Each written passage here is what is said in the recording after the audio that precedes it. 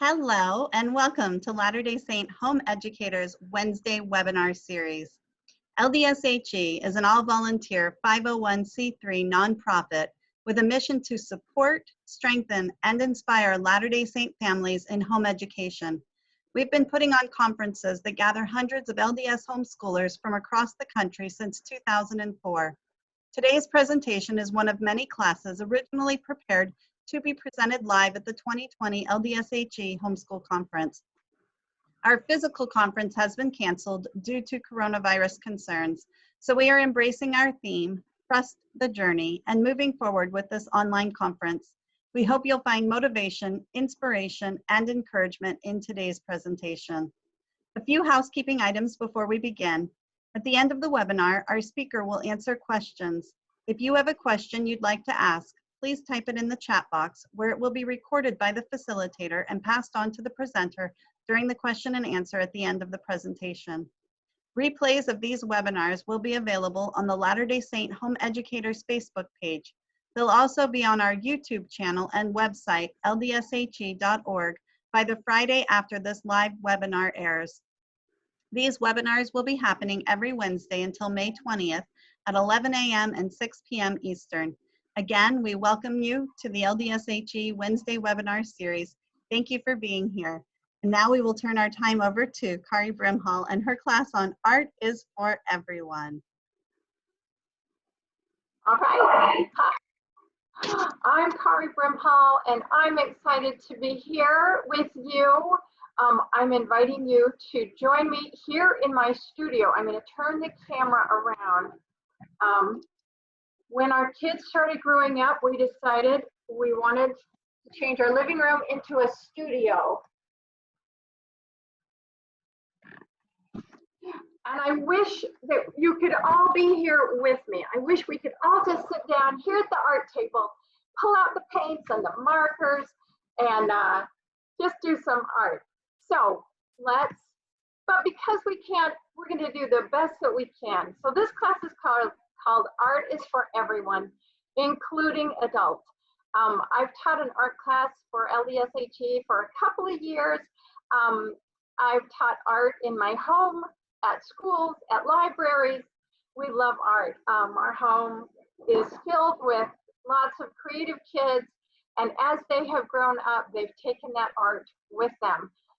We have a daughter that is, our oldest daughter, Sarah, is a data visualization person. I don't know how to describe her name. And she works in New York City and is there with her husband and makes data beautiful. Our second daughter, Ishel, and all of our kids have gone through the LDSHE program and graduated, and just loved serving on this program. So Ishel teaches art in 2 elementary schools. Jefferson is a photographer and going to school right now, and Mimi is an artist as well. So, and we have a foster son, and he loves art and music, so it's lots of fun. Okay, here we go. So before we get started, I'm going to give you a minute and a half to go grab some art supplies. You need some paper, and if you have black paper, that's fine. White paper is just great. A pencil, get your camera, and your kids if they want to come do art. I'm going to talk to adults, kind of telling you some fun things to do, and then we're actually going to do an art project. So I'm going to give you a little bit of time, and I'll sing and dance while you go grab those things. If your kids don't want to come until a little later, that's fine, but they are welcome to come and join us. So go grab some things so you're ready to do some art.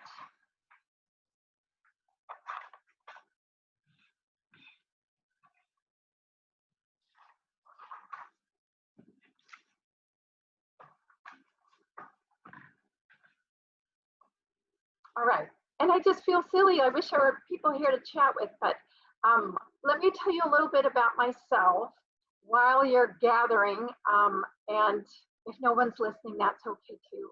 My husband and I started homeschooling when our oldest daughter was in 6th grade and our youngest daughter was in preschool. And we moved to an area and we lived right on the beach.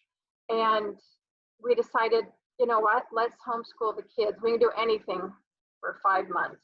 And so we started homeschooling with the help of many people in our area, and found that we loved it and we loved the lifestyle. And we've been homeschooling ever since. So, and it works. Our kids have made it into college. They've graduated from college, and they love learning. So we never thought we would homeschool again once we graduated our daughter, but we have a foster son and we had a foreign exchange student. And guess what? Coronavirus happened and now we're homeschooling again. So it's been a fun time, a very creative and exciting time, which is really fun.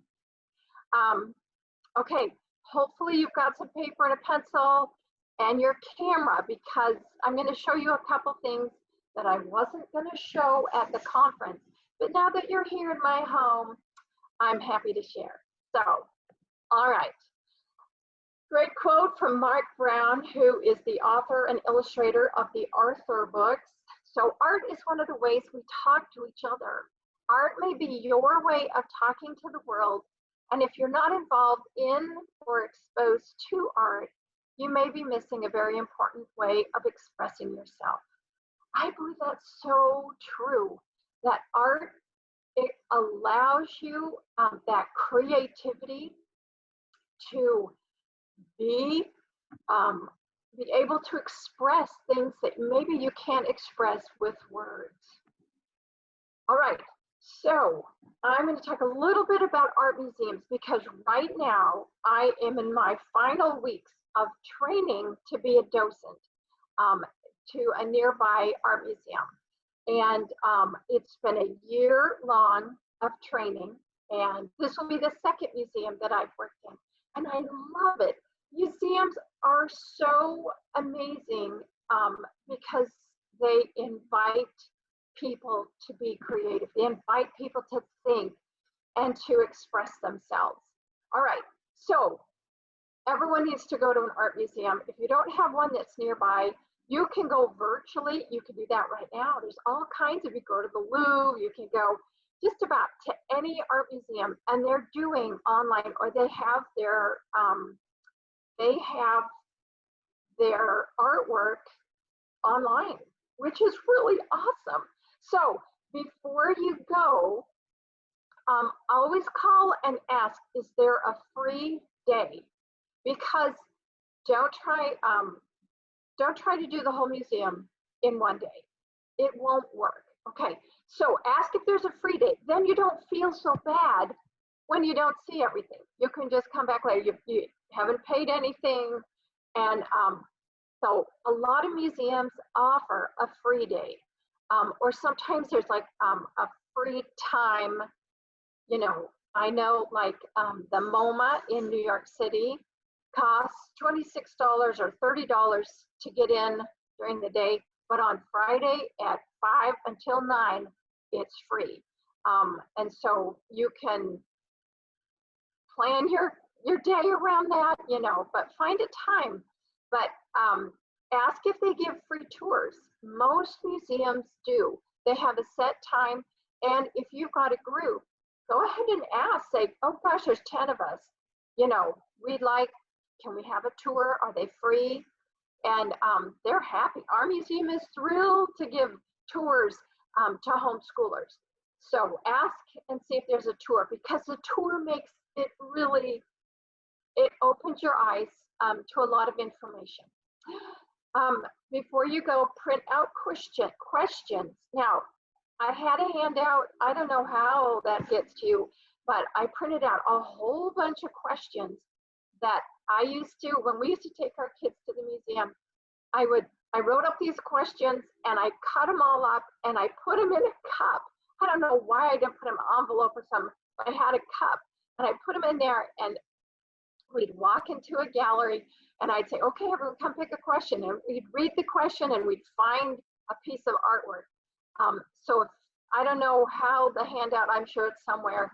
And if you want a handout, contact them and they'll figure out how to do that. Before you go to the art museum, choose 5 or 6 pieces. That's it. Don't pick a whole wing. Pick 5 or 6 pieces that you want to see that are really important, and then have your older kids research them and learn about them. And then when you go see that one piece of artwork, have them stand up and share with the group. Have them tell about either the painting or the artist. There is a story behind every piece of artwork in a museum. And sometimes it's like Indiana Jones. Like that's how they got it. And being a docent, I get to hear all those stories. How the museum acquired this ancient Chinese statue. And some of the stories are amazing. Some people just donate stuff. Other times, it took some getting to get it. So have your kids research, and older kids, this is perfect. Give them one thing. Tell them to research the artist or the painting and have them do that. Okay, while you're at the museum, take the museum at your child's pace. I know we've all done it. We've all gone. We've either been the child and dragged through, or we've been the adult dragging our kids. Come on, look at this big, beautiful thing. You'll have to remember this. When I was 10 years old, we lived in Michigan and we drove to Washington, D.C., and we went to the Smithsonian. And I remember we went to the Natural History Museum. I remember walking in. I know my parents spent hours and hours dragging us around. And I remember 2 things. Number 1, I remember walking in and there was a whale and it was suspended from the ceiling. And I just remember thinking, I hope that doesn't fall on us and crush us. That would be bad. And the other thing that I remember from that entire museum, my brother, oh no, there were 2 more. My brother fell in the fountain in the front, so his pants were wet. And the second one, my older brother forgot his belt and had a piece of rope tied around his pants. That's it. That's all I remember. So as a parent, when you go to a museum, whether it's an art museum or another museum, take it at your child's pace. You're not going to see everything. It takes years to see everything. So don't drag your kid and make him don't try to make him appreciate art in that way. So take it at his pace. Make sure you see stuff that he wants to see. So, so it's important to make going to a museum a fun time, something that they'll remember. If they just remember one piece of artwork, you have succeeded. So something else that's fun to do while you're at the museum, take a sketchbook. We just have like little tiny sketchbooks that we give our kids. And sometimes museums have stools that you can actually open up and sit down. And so we did this one year with a group of friends. We all went to the museum and we gave everyone a little sketchbook and pencils. We all got chairs and sat down.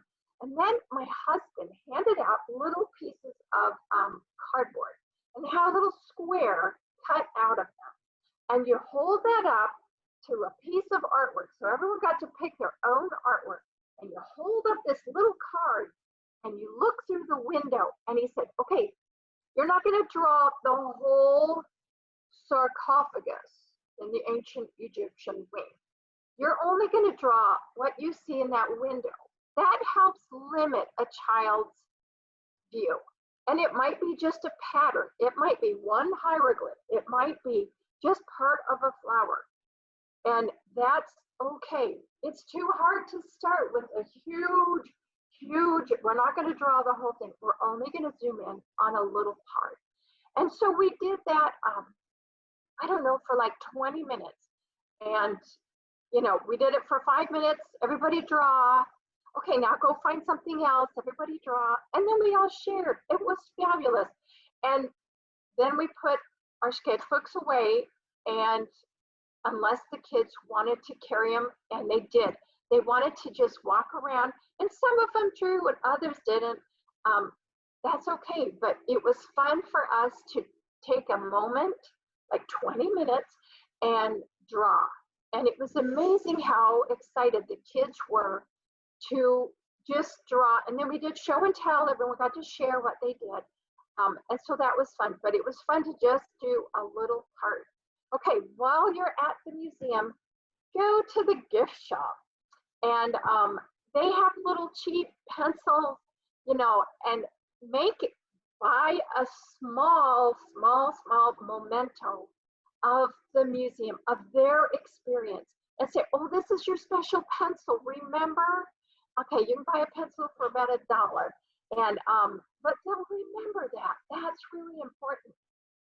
And as my children will tell you, I love to shop at gift shops. I don't always shop, but I love to see, and sometimes if we don't have time to see the whole museum, I'll say, hey, in fact, just in January, I went to visit our daughter in New York, and she was like, oh, do you want to go see the museum? And we were trying to fit it in, and I was like, oh, you know, we're having such a hard time to fit it in.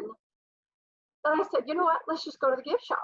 You can see the whole museum right there in the gift shop, because every famous painting is on a mug, or it's on a book, or there's all kinds of stuffed animals and toys and things that have all the artwork from the museum. So I love to go to the gift shop.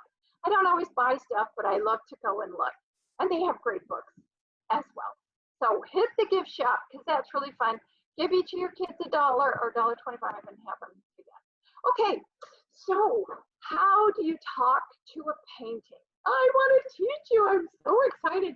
So as a docent, I try to help people talk to a painting. How many times have we walked through, and myself included, you've gone to an art museum and you're like, wow, oh, that's pretty. Okay, I'm done. We can go to the next gallery. And not really look at anything. And sometimes we're just looking like, is there any famous painting in here that I've seen on TV that I should really appreciate or really know? Or if you go to an art museum, sometimes people are crowded all around. Like we went and saw Starry Night, and it was just packed. I mean, there was like 30 people trying to like see and get a better view. And there's other paintings that are really beautiful and important. We love to look at stuff that we know, and stuff that we've seen on TV or in books, like, oh, this is famous, you should know what this is. Well, I want to teach you 3 ways to talk to a painting and really be able to appreciate the paintings.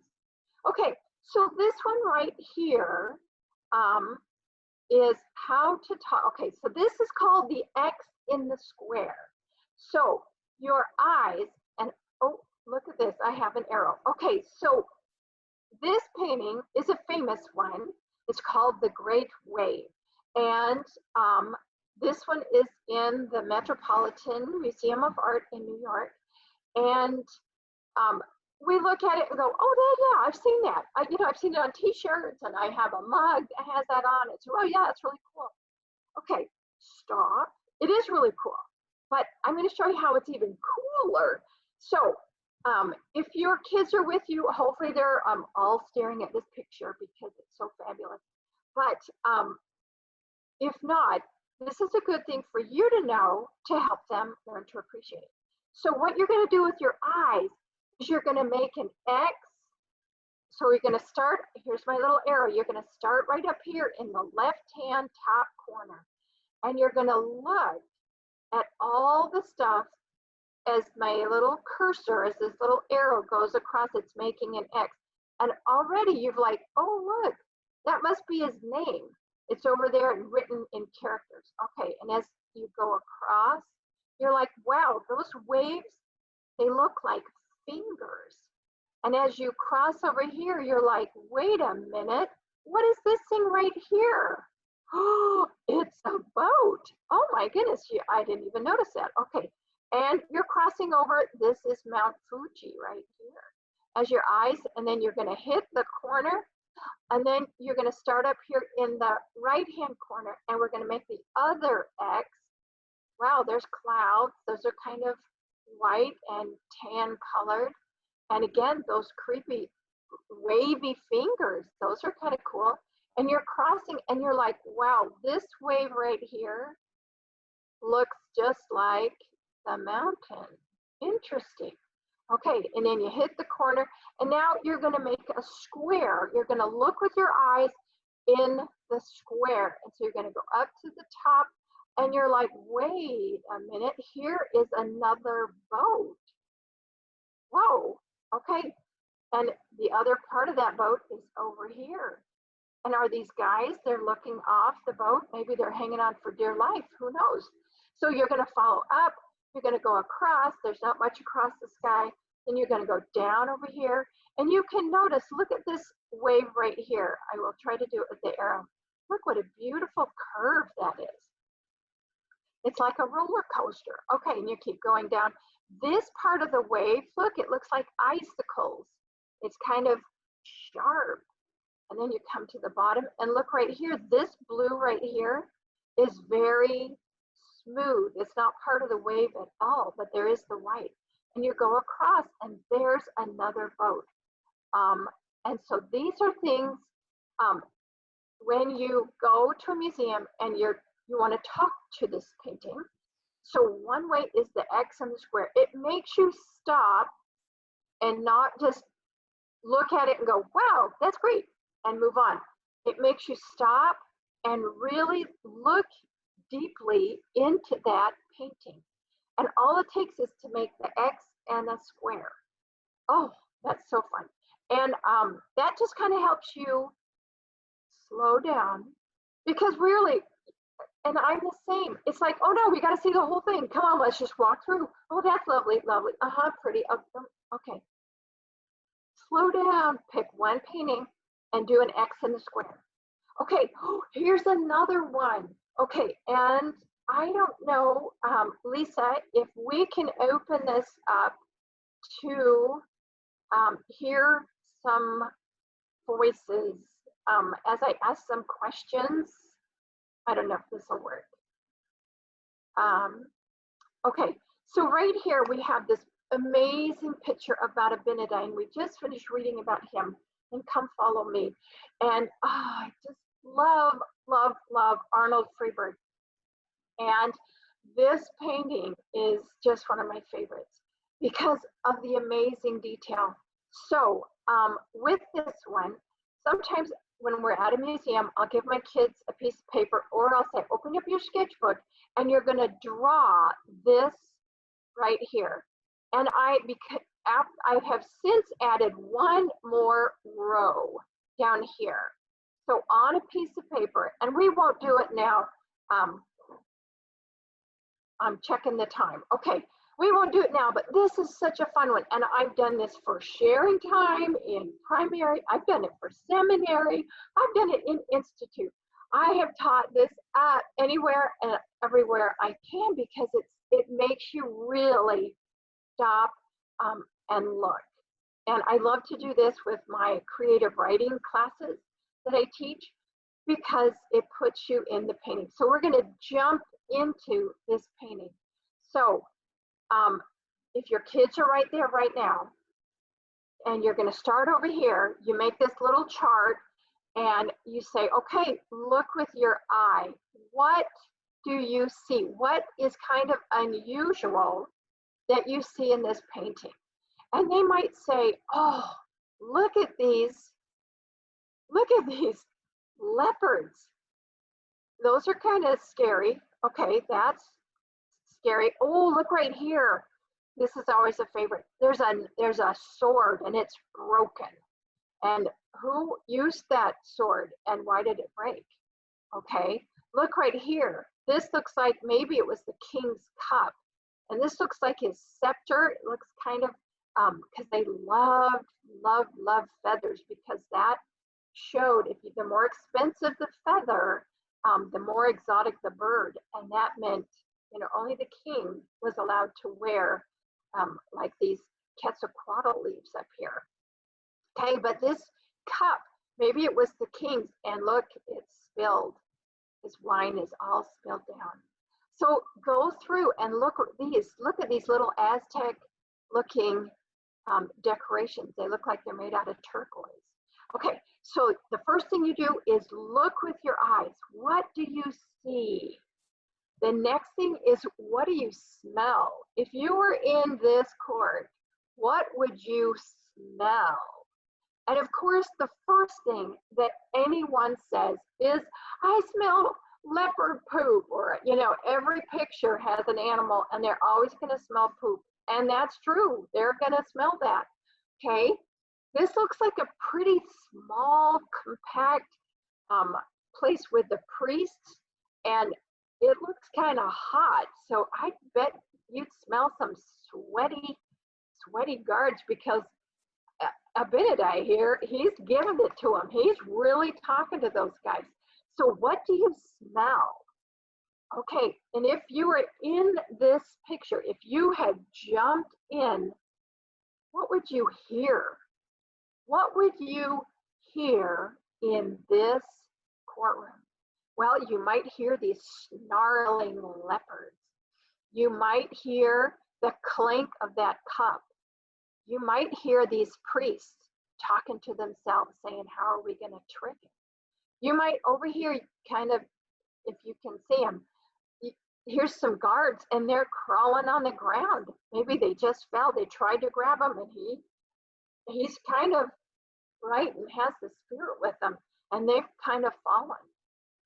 Okay, and my last row that's not on here is I draw a hand.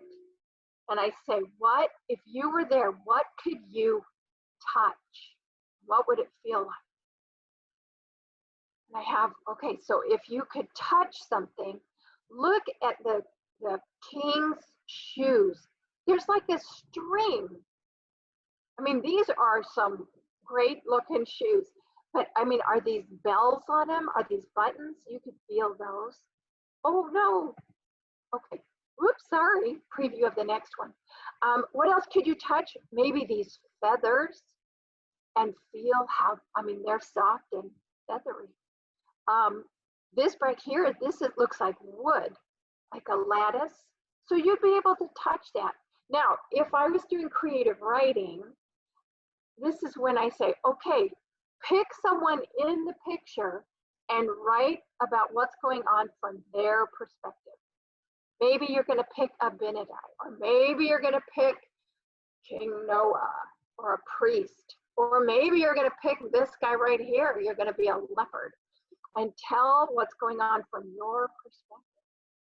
Anyway, that's a real fun creative writing. Oh, I love that. Okay, next. How to talk to a painting. These are some questions in a cup. So you can say, does this painting so these are in the handout, and they're all printed, and I just would print them on different color papers, and I cut them all apart, stick them in a cup, and I just have the cup like in my purse or bag. And then I'd have everyone pull one out, and I'd say, oh, here we are in this gallery. Does this painting remind you of anyone you know? Or I'd have all the kids go look at all the paintings and find someone that looks like someone you know. And my head, where I'm talking, maybe it's covering up, but my daughter's reenacting the painting, and I don't know how to move that. Anyway, so have the kids reenact. So right down here, so these are kind of some fun. What time of year is it in the painting? How can you tell? Does this painting look realistic? How did the artist make it believable? pick a painting or sculpture from this room and that you'd want to hang in your house and why. And have the kids spread out. Give them some time to look around and have them pick and then explain, I love this painting, or I would never hang that thing in my house. And then explain why. One of our favorites is stand in the same position as their painting. And you've probably seen on Facebook people that have reenacted paintings. They're hilarious. Okay, so what do you think people are saying to each other that are in the painting? What are they doing? All right, so those are ways to talk to a painting when you're at the museum. Okay, here's some fun things to do at home. All right, my very, very hands down favorite kids art book is Ed Emberley. I found, this is not the original book, but this is the one you can buy today. But I found the original book, I think I was in like 3rd or 4th grade, and it has served me well. It taught me how to draw just very simply. And for example, this dragon, if you want to draw this super awesome dragon, oh no, previews. You start with the letter D that's on its side, and then you add some S's. So he will, he draws it up here, and then down here, he shows you exactly what he added, okay? And so he takes you step by step by step to draw the dragon. And this is the hardest thing in the book, is to draw this dragon. And so super, super easy. So everybody, I love to give these away for birthday presents, Christmas presents, graduation, whatever. You know, I love to give this book because everyone should be able to draw something. And this is a great way to start. So take your camera, if you have your camera, take a picture of this because you'll want to buy this book. All right, I'm gonna leave it up here for just a minute. And this is just super, super basic how to draw, but it's fabulous. And Ed Emberley, he's written a whole slew of books. I mean, there's probably 15. So, but this one is the best one. Okay, next, some more things to do at home. All right, favorite art supplies. Go to Michael's, go to Hobby Lobby, Dick Blick, you can order from him, or he does have stores. Jerry's Artorama, you can order from them. But go to Michael's, use their coupon, same with Hobby Lobby. Michael's has a whole line called Artist Loft, and you can get like a beginner set of paints for about $5. A beginner set of paintbrushes, $5.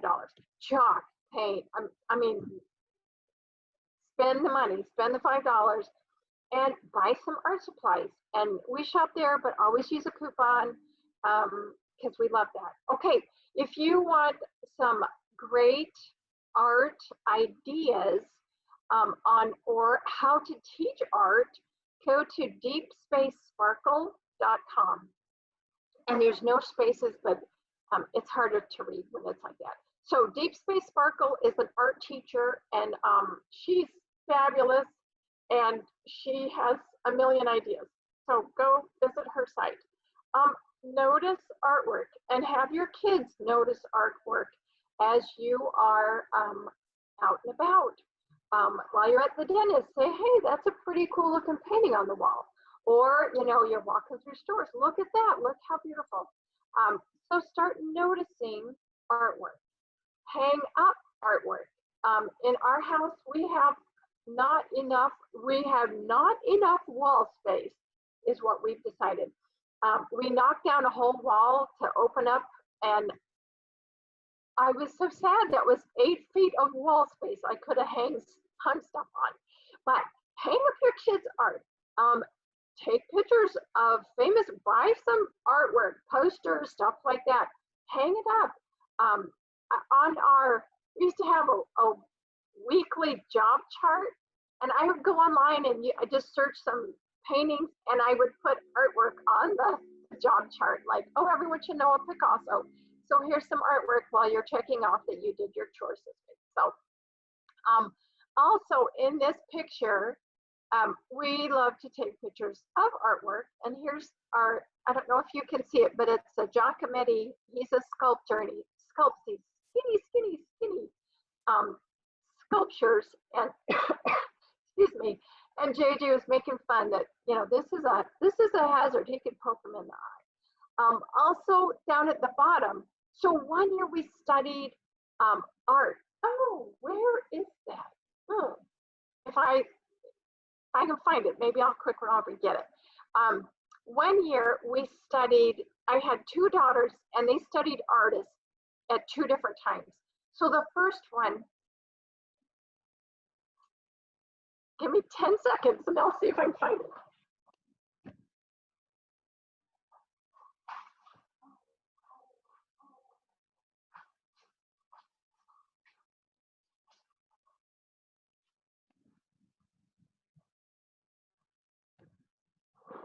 No luck. Okay, so for one year, we did something called Change the World. And each of our kids had to pick one topic for the whole year. And so Ishel, who now teaches art, she chose famous artists. And so each month of the school year, she studied one artist, and then she would share. And she would say, okay, we're having an art lesson. She would teach us about the artist, and then we'd paint like them. Sometimes she just painted, but sometimes the whole family got involved. And so and she had a big, huge palette made out of a piece of cardboard. And each month she would put another picture of an artist. And then she printed it out and we glued it in some little books. That was super fun. We learned all about artists. We painted like them. We learned different stuff. Then years later, Mimi, our youngest daughter, she learned about artists, but she, instead of making a big book about it, she made right down here, it's called the Masterpiece Art Gallery. And so we took a big box. I'd seen somebody had made a house, like a doll house out of a box. And I thought, oh, wouldn't that be cool to make your own art museum? So we took this big box and we cut the flaps off the top. We cut them up and then we made rooms. We cut doors like you can see down here. We cut an arched door and that's where you could walk in. And so so every month when she learned about something new, a new artist, she would paint like them and then she'd put it in her art museum. So by the end of the year, her art museum was full. It had sculptures that she had made. She had paintings on the wall. We made little frames. And then all her little dollhouse people went on a tour through the art museum. And then she loved to give tours herself based on her art museum. So that's another fun idea to do with kids. Okay, let's do some art. Okay, this is art. Everyone should know, and I've taught this to the youth every year because everyone needs to know that this is called Thumb Dog. And this is art that is always at your fingertips. And this is great. Everyone should know how to do this because if you ever had a child during sacrament meeting, when we were meeting for church, who is just antsy and can't sit still, this is when you pull out Thumb Dog. Okay, so how do you do it?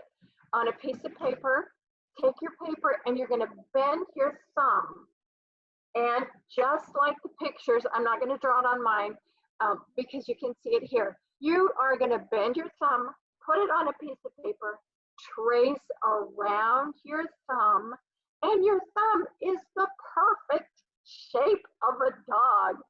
Okay, and so then over here in picture number 3, you're gonna draw his nose and an ear and an eye, and then picture number 4, you give him a mouth, an eyebrow, and some spots if you want. Oh, if sacrament is really a hard time to sit still, you can draw lots of dogs. You can draw the whole, everybody's thumb can be another dog. So this is something, if you ever have to entertain anyone and you have nothing, you have your thumb and you can draw. And that's how it's done. Okay, that's your first art lesson. Number 2, let's draw like Amedeo Modigliani. Okay, So in 1884 is when he was born, and he died in 1920. He was Italian, but he spent most of his life in France. He loved painting, and but he had a different style. Do you notice anything about his style? Well, I don't know if he only painted people that had really long necks, or if he just, that was his style. So he would draw these beautiful portraits, but everyone had really long necks. So we're gonna draw like him today. Okay, here's some more. And sometimes he would draw the eyes and they'd be black or they'd be blue and not with pupils. Sometimes, like this gal over here, she had pupils in her eyes, but sometimes they were just dark, and that was it. Okay, so we'll come back to that one. So here's some examples, and this is what we're going to do right now. Oh, good, we have lots of time. Okay, so take your piece of paper, okay, and fold it in half. So I'm going to do mine on white, because I think most people have white paper.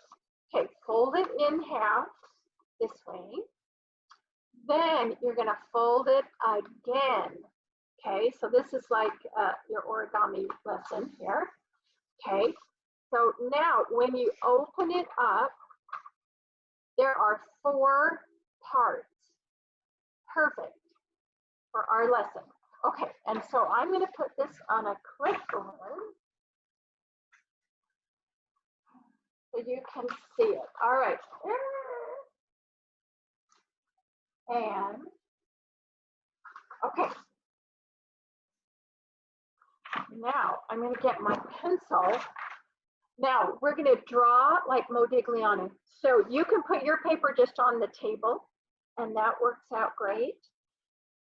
The first thing we're going to do is draw our head. Now, our head is an oval, it's not a circle. We're not Charlie Brown. And if you can see this middle crease, that's where our chin is going to go.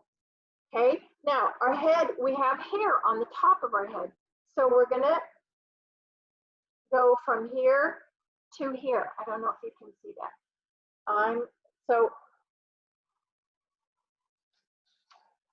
draw an oval like that. And your chin is going to be on the middle line, and you're going to have some space on the top. Okay, the next thing you're going to do is draw your eyeballs.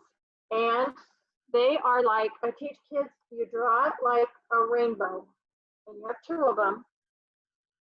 And then you're going to draw the same rainbow upside down. Okay, and inside,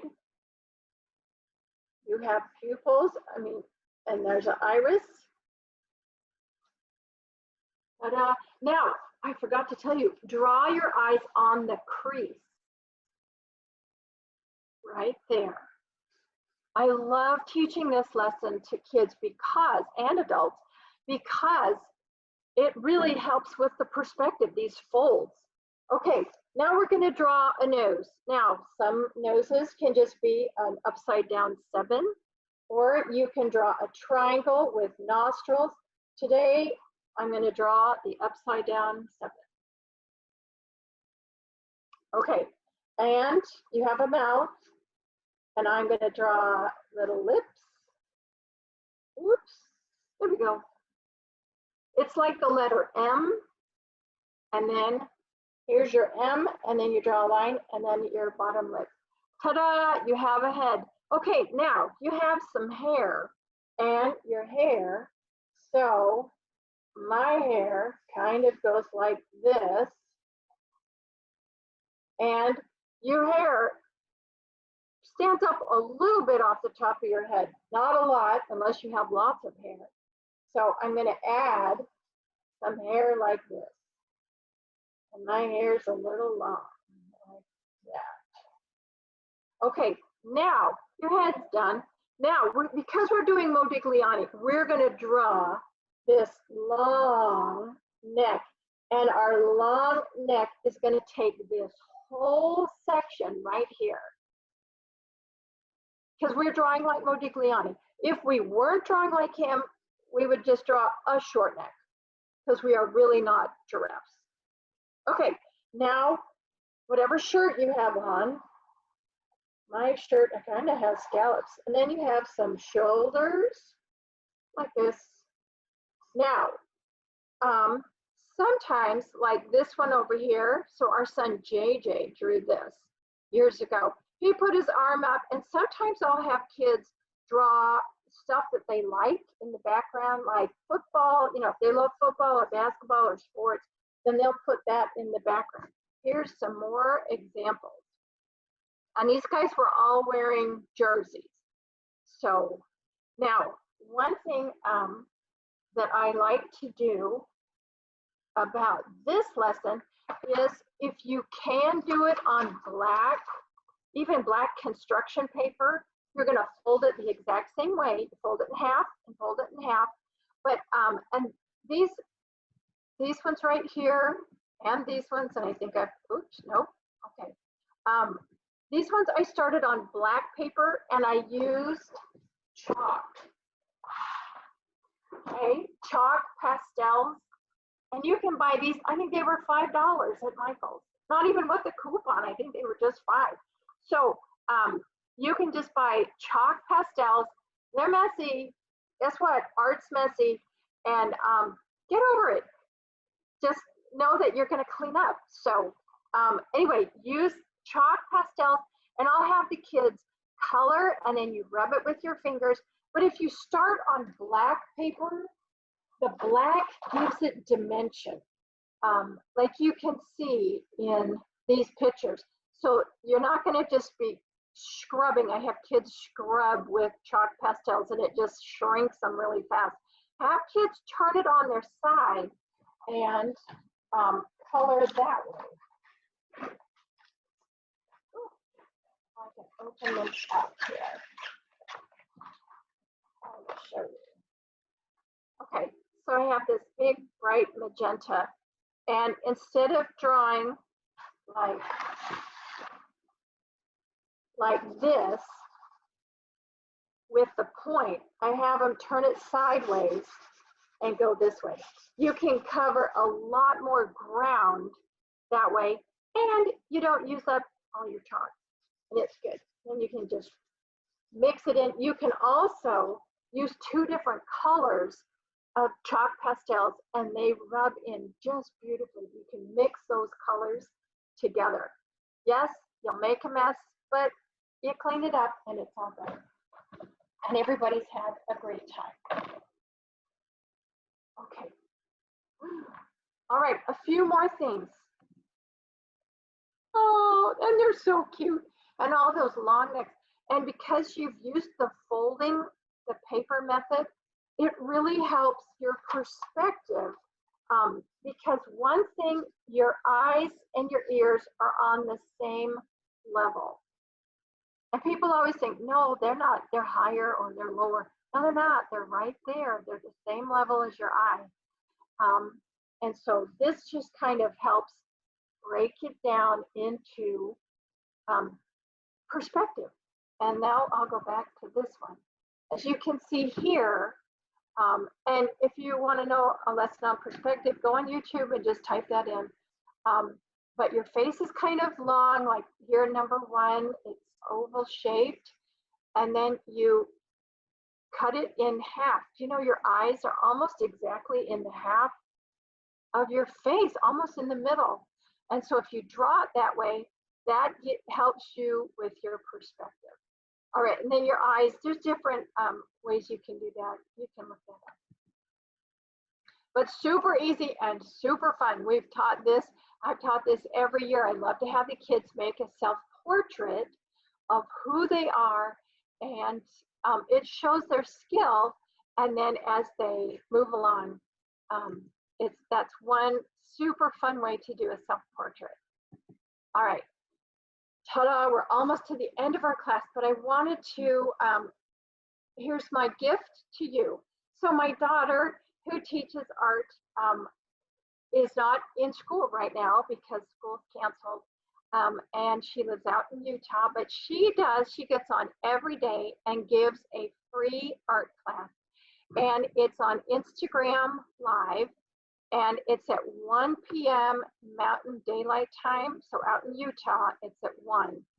So in California, it would be 12. Central, it'd be 2, and East Coast at 3 o'clock. And she does it Monday through Friday, and she's probably only going to do it for the next 2 weeks until school's out. But if your kids want, or she does, like, it's an elementary aged art lesson with things that you find around the house. Usually it's just paper and pencils and watercolors, but tune in. And she's real cute, she's real fun, and she's just having a blast teaching art just online. So there's your freebie. So take your camera and take a picture of that, and remember, Instagram, figure out what time it is, but go there and have a free art lesson. She does a really great job. Okay, some other things. So how many here, I can't see hands, but how many here remember making shrinky-dink? When I was a little girl, we used to do this all the time, and I loved it. You'd use your Sharpie markers, and you draw on plastic, and you cut it out, and then you shrink it in the oven. Well, we love doing this, and guess what? Okay, so at the Dollar Tree, these little plastic aluminum foil pans, the ones that come with a plastic lid, this is shrinky-dink plastic. Guess what? You can get this whole thing for $1. The shrinky-dink plastic that you need to get has the number 6. And that's why I have over here this recycle number 6. The plastic has to have the number 6 on it because that's the one that shrinks the best. Sometimes the other ones don't shrink at all, or they shrink up into nothing. So you might even have some around that have cookies in them, or I don't know, something. But grab some of that plastic, get out your Sharpies. We do this every spring break, except this year we didn't go because we stayed home. And anyway, we love to go to the beach, and so we have ocean necklaces, or sometimes I'll teach a writing class called You Are Charming, and I have everyone make charms, and then we shrink them down, and those are super fun. Mother's Day, I had my first through third graders draw a picture of their family, like each member of the family, and then we shrunk those down and put them on a necklace for mom. Super fun. Thanksgiving, we've done, I write, I'm thankful for the small things, and then everyone has to make a bracelet charm on all the things they're thankful for, and then you just shrink them down. So easy. So you just draw on the plastic, and then you can shrink it in the oven. And so take your camera and take a picture of this. So, because this is, I wasn't going to even tell about this, but here we are. So super fun. That's something we love to do with kids. And so sometimes we'll have people come over, and I'm like, hey, let's make shrinky-dink. So super fun. Oh, when you do it, always remember to punch like a hole punch a hole, and that before it shrinks, because you can't do it after it shrinks. So draw your picture, cut it out, punch a hole, and then shrink them. So that's super fun. Also, this, hands down, we've been doing this for 20 years. We love to make the spoons, and you use Sculpey clay, which is an oven baked clay. And I found a picture. This is what they look like if you buy the jumbo pack, or you can buy individual colors. And so we, every spring break or every family reunion, I'll buy one of these packs, and I'll buy a bunch of spoons, or I'll buy a bunch of spoons at a garage sale or whatever. And you just put the clay, you squeeze it, and you put it on the end of the spoon or the fork. And for Christmas presents, when our kids were in school, they would make, we'd use red, white, and green, and the kids would make a fork, a knife, and a spoon for each of their teachers. And they would design them, and then we'd make them. So again, you take the clay and you squeeze it on the spoon, and then you can make designs. And these ones down below, we did not make. These were online. But everyone makes their own, and they're so fun.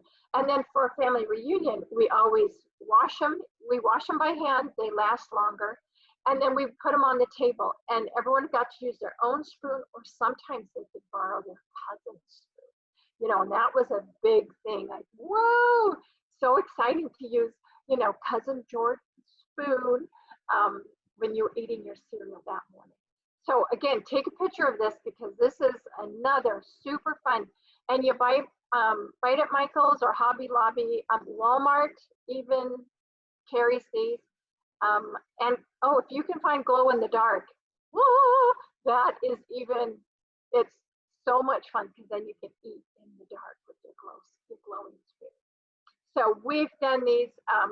I think the first time we did it was 20 years ago when our kids were really little, and all the cousins made a spoon. So that's really fun. All right, I think I'm at the end. That's the end. So any questions, I'd be happy to respond.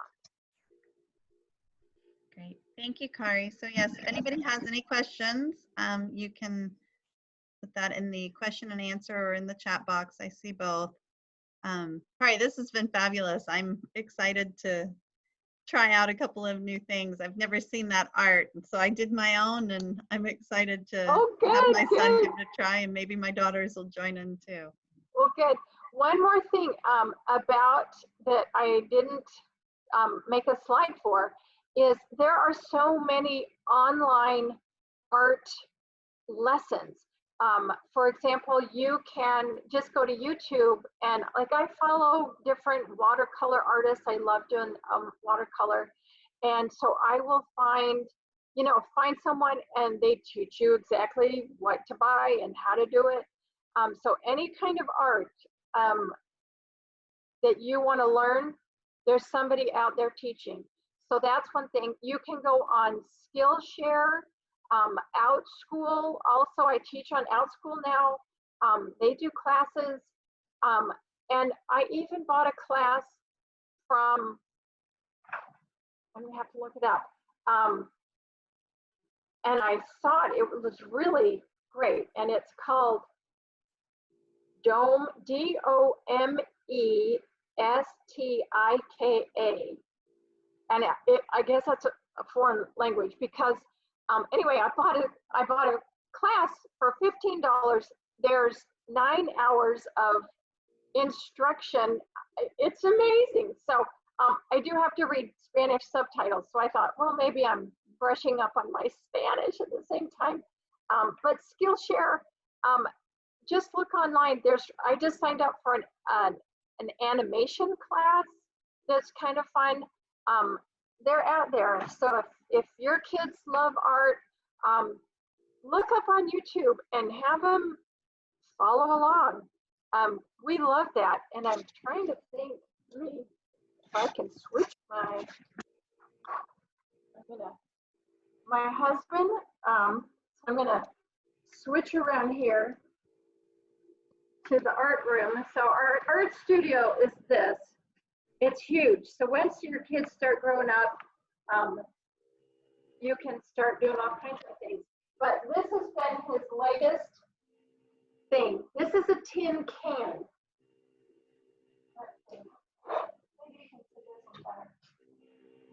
This started out as a tin can, and then we've glued all kinds of stuff to it. This was our foreign exchange student. He couldn't take it home. It was too fragile.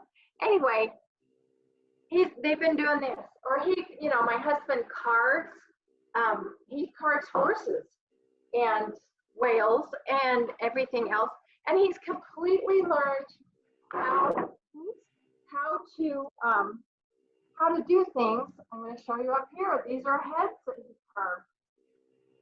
So everything that you want to learn, you can learn on YouTube. and he's learned how to make leather, and we do watercoloring and painting, and anything you want to learn, you can learn on YouTube. So, are there any questions? I feel like questions. Anyone? Anyone? Yeah, so there's one comment. There was one comment of, I loved it, so many neat ideas, and I already do art with my kids, and I feel the same way. So there is one question. The question is, would you suggest not taking toddlers to the museum with older kids, or what tips do you have for taking the whole family? Okay. If you have a toddler, I'm trying to think if they let strollers in. You'll have to ask ask the museum before you go if they do that. If your toddler wants to touch everything, museums are no fun, and no fun for a toddler, and no fun for whoever's watching the toddler, because it's no, I'm going to hold, So if you find a babysitter, I would leave the toddler at home. They do have sometimes toddler classes. Our museum does a Pee-wee art hour, and they do a story time, and there's different things where it's available, for toddler time. But for me, I would find a babysitter and just take your older ones. As your toddlers are getting bigger and able to, walk around, if you do need to take them, I would bring some crayons and some paper, and maybe one parent could watch the little ones while the other one kind of helps the other ones walk around. So it's hard. Museums are hard when you can't touch anything and you're two. So anything else? Any other questions? Great. Yep, she just replied back. She says, thanks, that's good to hear that you would focus on the older kids for the museum. So just wanted you to see that. There are no other questions, and so we will go ahead and end. I have one last bit of information in that this is the time that we start looking for new volunteers for next year's homeschool conference. And so there will be information coming forth within the next couple of days. And so if you are interested in volunteering your talents with LDSHE, we can use you. And so watch your email, watch Facebook. I'm sure that information will be out there soon. And so be prepared to help volunteer. You never know what you may do. You may end up presenting webinars instead of hosting a full conference. And so it's a great opportunity to volunteer. If I can just add, we worked with LDSHE since 2000. When did we move here? 2006, 2003. And it has changed our life. We volunteered. I served as the youth president for years, and it is a phenomenal place, not only for you to serve, but also your youth. The programs that they put together for the youth are amazing, and the experiences they can get, the leadership experiences, will change you and change your children. It is such a wonderful opportunity to meet and work with such amazing men and women that serve on the board, and it takes a lot of people to pull off a conference. And so everyone is needed. There are things that you can do. And if you say, well, I have little kids, I can't do much, you can type, you can input things. And each of us have talents that we can share. And my talents blossomed because I was able to share those with LDSHE. And I learned more and more on how to build those talents because of the experiences that I had at LDSHE. So I highly recommend that you join in, ask what can you do, and be willing to share your time, and then also get your kids involved. The youth program is wonderful, and it's for ages 12 to 18, and there's a part for everyone. So definitely, when you get the email, definitely just tell them I'd be happy to help and do whatever, because you will grow and become a better mom, even if you're really busy, and everybody's really busy. So definitely join in the fun. Thanks, Kari. Thank you, everyone, for being here. And we look forward to our next webinar this evening at 6 p.m. Eastern. Have a great day, everyone. Bye. Go home and paint something.